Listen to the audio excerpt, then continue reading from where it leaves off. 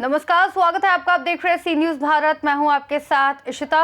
खबर शाहजहांपुर से है, जहां थाना रोजा क्षेत्र अंतर्गत मोहल्ला दुर्गा एन्क्लेव निवासी सचिन ग्रोवर और उनकी पत्नी सूदखोरों के 30% ब्याज के आतंक से इतने मजबूर थे कि उन्होंने पहले अपने 4 वर्षीय बेटे को जहर देकर हत्या कर दी और फिर खुद आत्महत्या कर ली।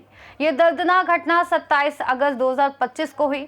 सचिन ग्रोवर ने अपने सुसाइड नोट में शांकी आनंद, विक्की बग्गा और देवांग खन्ना पर मोटा ब्याज वसूलने और मानसिक उत्पीड़न के गंभीर आरोप लगाए। 29 अगस्त को समाजवादी पार्टी के नेता लखन प्रताप सिंह ने पीड़ित परिवार के निवास स्थान दुर्गा एन्क्लेव में प्रेस वार्ता करते हुए कहा कि 3 दिन बीत जाने के बाद भी सत्ता पक्ष के किसी नेता ने परिवार से मुलाकात नहीं की और पुलिस प्रशासन ने कोई कार्रवाई नहीं की। उन्होंने पुलिस की लापरवाही पर सवाल उठाए। मृतक की सास व साले ने कहा कि आरोपियों के खिलाफ धारा 302 या 306 के तहत मुकदमा दर्ज किया जाए ताकि भविष्य में किसी और परिवार का भला हो। लखन प्रताप सिंह ने चेतावनी दी कि अगर 3 दिन के भीतर कार्रवाई नहीं हुई तो वे रोड जाम आंदोलन करेंगे। जाने माने संघर्षशील नेता और जनता के सुख दुख के साथ ही हम बात करेंगे लखन प्रताप सिंह जी से, जो पीड़ित परिवार है। तो अभी तक आपको क्या अपडेट अभी तक मिला था और क्या आपकी भी मांगे हैं? अभी तक पुलिस का कोई अपडेट नहीं है। जिन धाराओं में उन्होंने मुकदमा लिखा है वो धाराएं बिल्कुल बेकार हैं। 351 और 108। हम लोगों की मांग है, पूरी कॉलोनी वासियों की, कि 302 के तहत मुकदमा पंजीकृत किया जाए, गैंगस्टर एक्ट की कार्रवाई हो, रासुका की कार्रवाई हो। और ये सब दारू माफिया है कि सरकार बहुत बड़ी बड़ी बातें करती है, डबल इंजन की बातें करती है, दारू माफियों की बात की, दारू माफियों पे कार्रवाई करती है।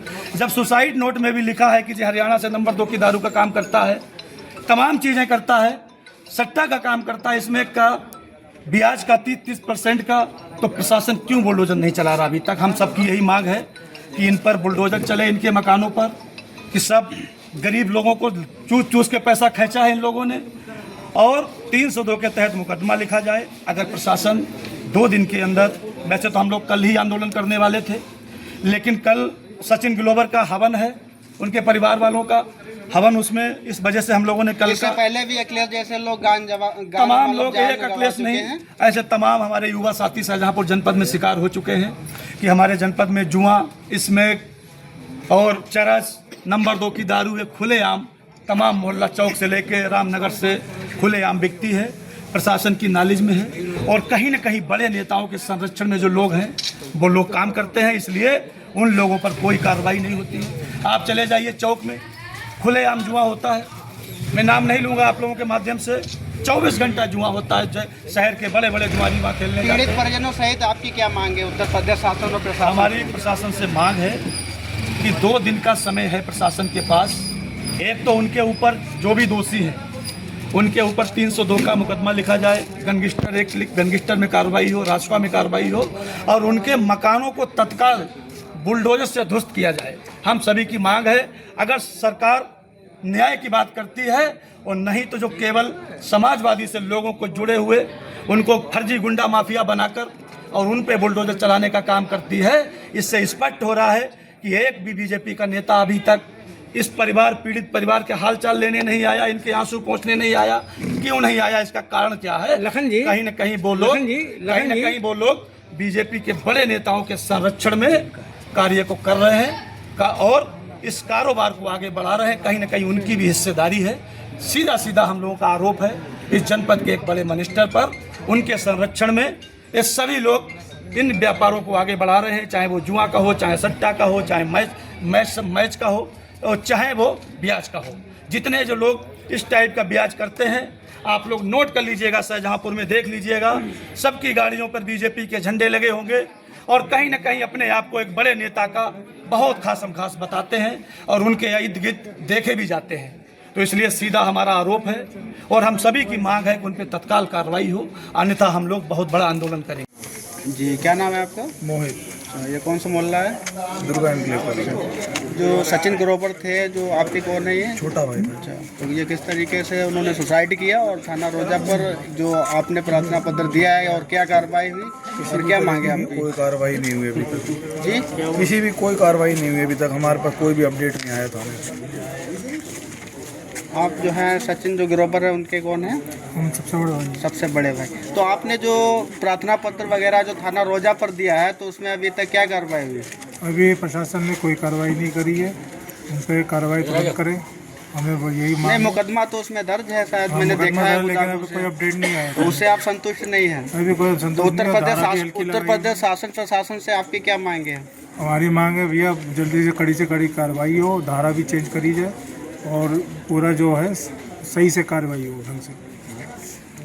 जी, आप सचिन ग्रोवर के साले हैं, तो आपको ये किस तरीके, जी जी भाई है ना, शिवांगी के भाई है ना, तो आपको ये किस तरीके से सूचना कब मिली थी, कैसे आपको ज्ञात हुआ ये जो प्रार्थना पत्र मैंने दिया पहले आपने? भी बताया है कि मैं बाहर जॉब करता हूँ राजस्थान में पावर प्लांट में, तो हम लोग हर घंटे पे मैसेज डालते हैं जनरेशन का। वो जनरेशन जानने के लिए मैंने व्हाट्सअप खोला तो शिबू के नाम से फ़ोटोज़ कुछ पड़े थे, तो मैंने उसको डाउनलोड पे लगाया, कुछ फ़ोटो वैसी रहती थी पते वगैरह के, तो उसको डाउनलोड पे जैसे ही मारा तो पहला शब्द जो मैंने पढ़ा तो उस पर लिखा था सॉरी मम्मी। इसी वो शब्द मैंने पढ़े तो मेरे दिमाग में कहा कि कुछ गलत होने वाला है या हो गया। तो मैंने वैसे ही अपनी वाइफ और मम्मी को फ़ोन किया कि जल्दी से भाग के शिबू के पास जाओ, देखो क्या हुआ। या हमने सोचा कि अगर अभी ना हुआ हो तो रुक जाएगा, लेकिन वो गई तो 5 मिनट बाद ये सोच रहे थे दोनों लोगों ने। तो जो अभी तक जो कार्रवाई हुई उससे आप संतुष्ट हैं? नहीं, अभी तक पुलिस का कोई फीडबैक हमारे पास नहीं है। और दूसरी बात, जो भी धाराएं इन्होंने लगाई हैं बहुत कमज़ोर धाराएं हैं, उनमें अग्रिम जमानत की व्यवस्था है, किसी में कोई भी कठोर कारावास का नहीं है। 2 वर्ष का कारावास है, जो कि कम से कम 8 वर्ष की कारावास। आप किन धाराओं में आप मांग करना चाहते हैं? 306 306 जो 302 के समान ही है। अगर 306 धारा में अगर कार्रवाई नहीं होती तो अगला कदम आपका क्या होगा? अगला कदम है कि हम आगे लड़ेंगे, हर हद तक लड़ेंगे। शाहजहांपुर से सीनियर संवाददाता फसाद खान की रिपोर्ट।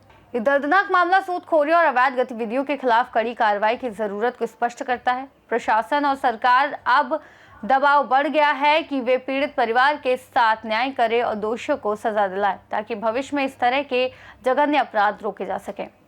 इस खास रिपोर्ट में फिलहाल इतना ही। देश और दुनिया की तमाम बड़ी जानकारियों के लिए देखते रहिए सी न्यूज़ भारत।